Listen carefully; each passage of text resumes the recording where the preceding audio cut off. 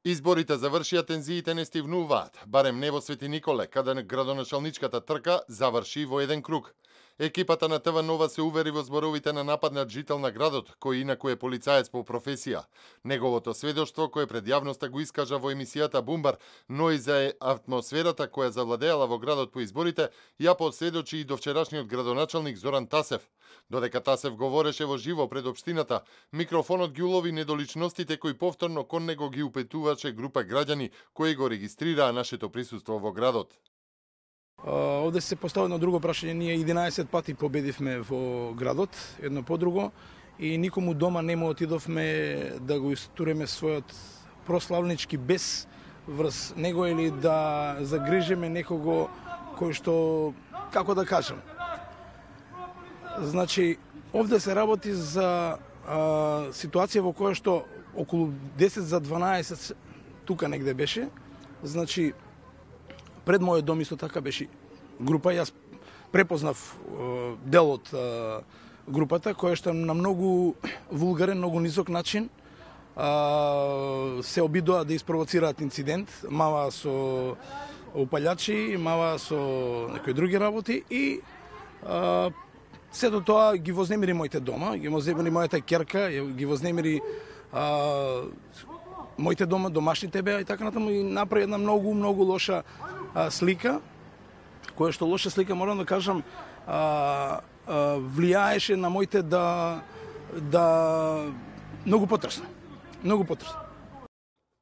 Тасев посочи дека, иако е се уредно пријавено во полицијата и дека таа работи на расчистување и на смирување на насилната атмосфера во градот и при примопредавањето на функцијата на неговиот наследник од СДСМ ќе апелира за помош за во градот да не завладее бран на насилства. А таа атмосфера продолжи и откако се обидовме да се најдеме со Орце Цветановски на тепаниот вечерта по изборниот ден. Повторно тој ги пријави заканите кои постојано и во наше присуство му беа упатени, па раскажувајќи ни го покажа местото каде се случил нападот врз неговиот дом. Реков на детето да застани, да не удариме возилата. Кога застанавме, почна да ударат пак по колата. Почна да не влечат, не извада од кола, излегов јас надвор, пак му реков што е проблемот, зашто, што направивме, што ни случува ова. Продолжија со ударање, без да не прашува и на мене и на синот. И настана гужва мешаница и таму. И почнав повторно да удирам по колите, со цел за да предизвикам едноставно за да избегат. Некој се качи во возилата, избега. Се качиме ние повторно во возилото и со голема брзина се упатиме прем полиција. На улица Кочурацин, кај што е штабо на СДС, имаше друга група собрани. Исто и таму сака да не застанат, ама му реков на детето да вози, да не застанува. И како што возевне, почна да ударат со клоци до паници, ама ние не застанавме таму, успеавме да поминиме и отидовме во полиција. Го пријавиме случајот, тука заминавме во здравствен дом. Бевме повредени за укажување на лекарска помош. Кога отидовме во здравствен дом, кај што имав повреди на раката, ме преврзаа. Тука раката пукната ми е, ме санира, ми даде упут за штип на главата, на телото повреди.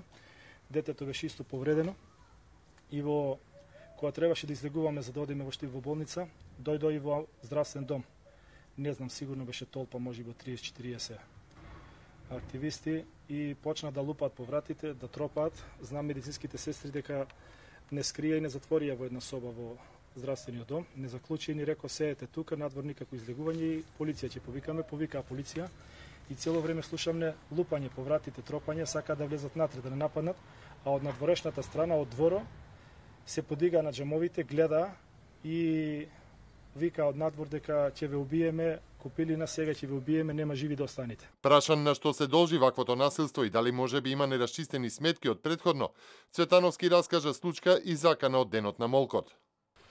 Едино можам да кажам, кога беше изборниот молк, петок према сабота, јас бев на работа нојта и со повеќе полицајци работевме низ градо и имавме поврска да работиме и во врска со неправилности, во врска со кривични дела за време на изборите, изборен молк.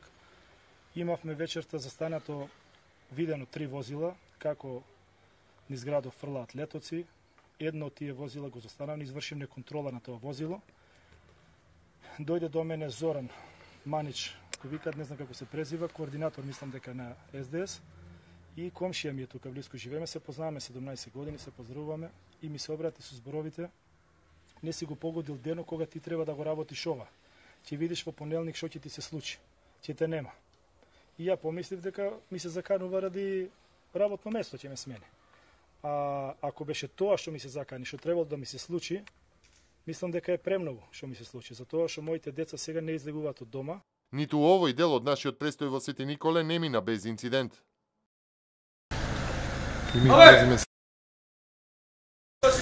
Кажи другар. Тоа ти многу голема грешка за учењето децата што си видите тоа. Дојди ма, Животна грешка ти е тоа. Дојди. Мене не ме интересира слобода за тебе. Дојди. Пусни. Работен. Интересно, во близина на домот на Цветановски присуствуваше и униформиран полицаец, кој се обиде да ги смири разгорените страсти. Прашан што преземат институциите, полицаецот повтори дека се работи на смирување и утврдување на фактите. Сепак, нашиот впечаток по кусиот престој во градот беше спротивен.